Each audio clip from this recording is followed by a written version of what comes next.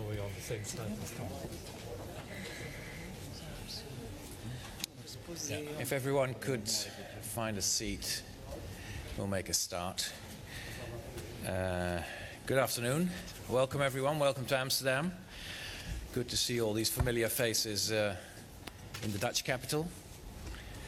We had, I'll meet you I think 3 times. So this is the press conference after the Eurogroup. Then we'll have another press conference at the end of the afternoon. We'll have another press conference tomorrow.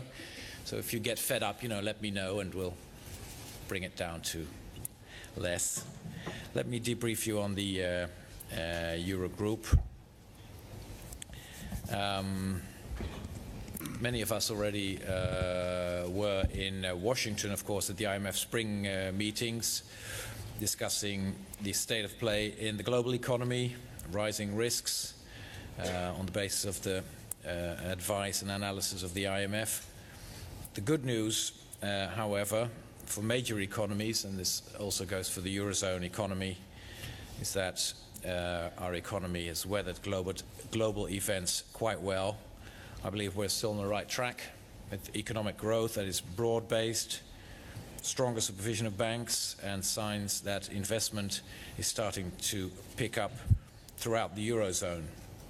Having said that, on that positive note, let's first turn to Greece, which took the major part of our time today. We discussed the state of play on the first review of the ESM program and next steps to be taken. Cooperation between the institutions and the Greek authorities has been strong and productive, but the institutions will say more about that. We believe that substantial progress has been made, nearing the open issues, reducing the number of open issues, close to an agreement on a number of key areas such as the pension reform, the income tax reform, NPL strategy, the establishment of the privatization fund. On some issues, more work will have to be done to fully conclude that, but we are very close. Today we looked and clarified at the way to go forward, to also bridge the issue which is about insecurity of forecasts and confidence that we can have in the implementation of what has been agreed. We came to the conclusion that the policy package should include a contingent package of additional measures that would be implemented only if necessary to reach the primary surplus target for 2018. Contingency mechanism needs to be credible, legislated up front, automatic, and be based on objective factors which would trigger these contingent measures. That needs further work, the design of that, how it would work, what the kind of measures would be and what would trigger it. And I'm happy to say that with the commitment of the Greek minister to work on that constructively and as quickly as possible, the institutions have said that they stand ready to work as quickly as possible in the coming days on this contingency mechanism.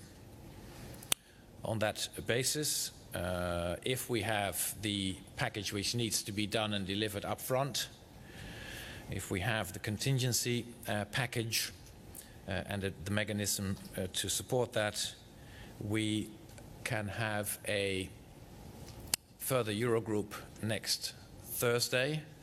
This is not for sure yet, but we are aiming to have that next Thursday to then come to a positive conclusion on those 2 elements, so the upfront package and a contingency package, and have a serious discussion on debt sustainability. As you know, we have a long-standing promise which was reaffirmed during the summer agreement that if necessary and on the condition that the Greek government fully delivers on what has been agreed in the program, if necessary, we stand ready to consider more measures to assure debt sustainability. The ministers today have given us a mandate to work on that, to make the analysis of that and to prepare possibilities. Within, of course, some limitations. To mention two main ones, there is no support in the Eurogroup for nominal haircuts on the debt, and what we will design and propose needs to stay within the agreement of last summer. So we will look at possibilities of reprofiling and, if necessary, possible additional measures looking at maturities and grace periods as outlined in the agreement this summer. And hopefully we will meet then again next Thursday to bring those elements all together and come to a political agreement which would be very important for Greece and for the Eurozone.